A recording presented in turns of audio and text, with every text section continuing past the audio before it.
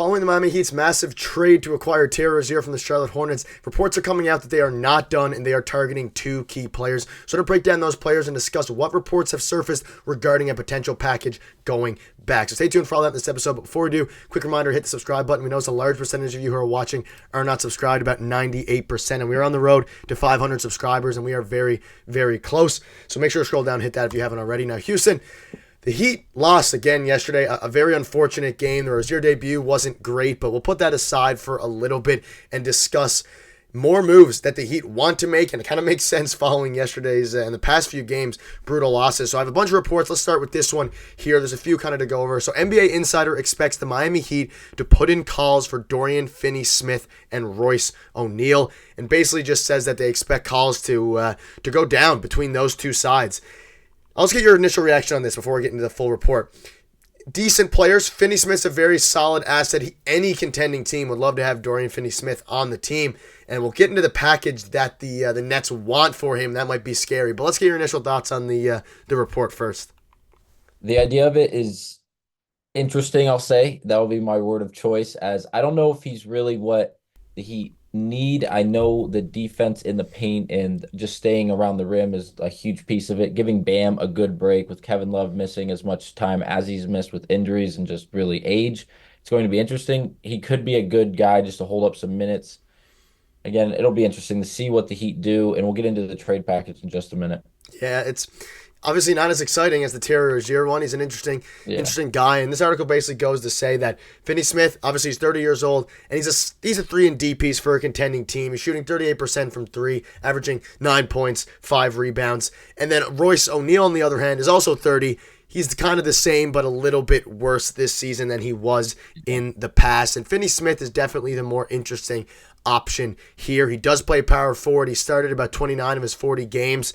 He is a very good defender, but he's not going to be stopping any of the huge guys like Embiid, like Jokic, any of these guys. And that's kind of something that might be an issue going forward. But the asking price was revealed for these guys, and this is where it gets very, very interesting. Obviously, in hindsight, or not in hindsight, in theory, it's a very good idea to go out and get Dorian Finney-Smith. But when you see a report like this saying that the Nets asking price for Dorian Finney-Smith is 2 first-round picks, Houston, no way.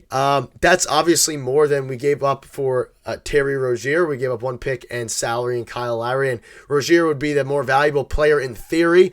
Obviously, there's going to be a lot more teams, I would say, looking for Dorian Finney-Smith's. I don't know about more teams. There's going to be a lot of teams because he kind of fits in everywhere. But 2 first-round picks, Houston, do you have any thoughts on this? And there's another report that I'll get into in a second, but let's just digest this for a second. 2 firsts. No way the Heat pull the trigger. There's no way. Like, I understand a great piece. He could fit in really well with the culture and the scheme to begin with, but there's no way we're giving up 2 first-round picks for Dorian Finney-Smith.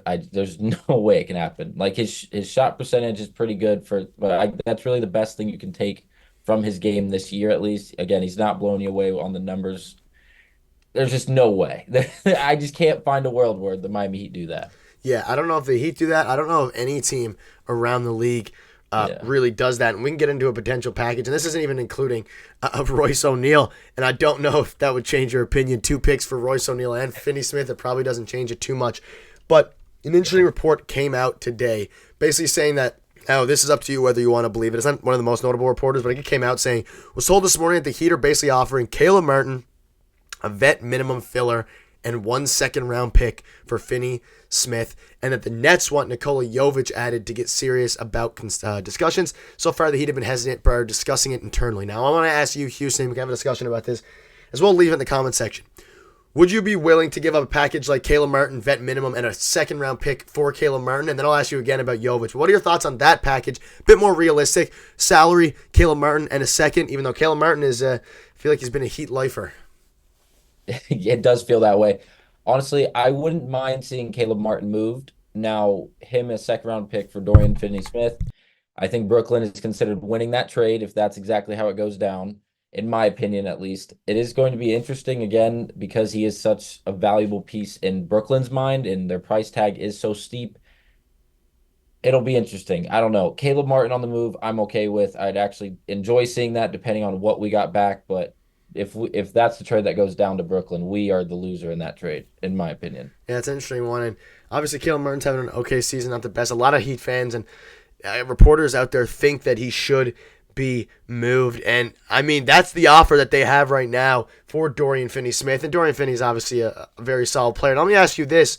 Would you include Nikola Jovic in any discussions? I mean, you seem pretty low on Dorian Finney-Smith, so I think I know the answer, your answer on this. But I'm also curious to see what people watching think. Would you include Nikola Jovic in any discussions for Dorian Finney-Smith, or would you rather save him for a different type of package or player that could maybe do more? Even though I think I do think Dorian Finney-Smith would be a good fit for the team, I just don't know if that's what they should spend their remaining trade deadline assets on. Yeah, I 100% agree on that last thing you said about how it's not the correct one to go out and get. It's not a crazy trade. We're not giving up too much in the totality of things, I'll say.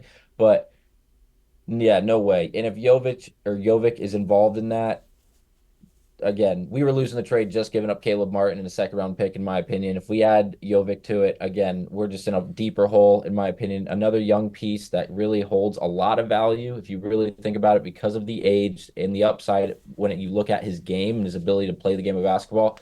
I'd hold off, see what teams will really bite on Jovic, that is, and we'll see what happens. Yeah, I think the Heat will probably look to package Jovic for a bigger name. Now, they kind of went out and got their big splash to a degree. I don't know what other players. That's all I wanted to bring up here now. Obviously, Royce O'Neal, Dorian Finney-Smith are both role players. They both they play small forward and power forward respectively, and they would fit any championship team or championship aspiration team.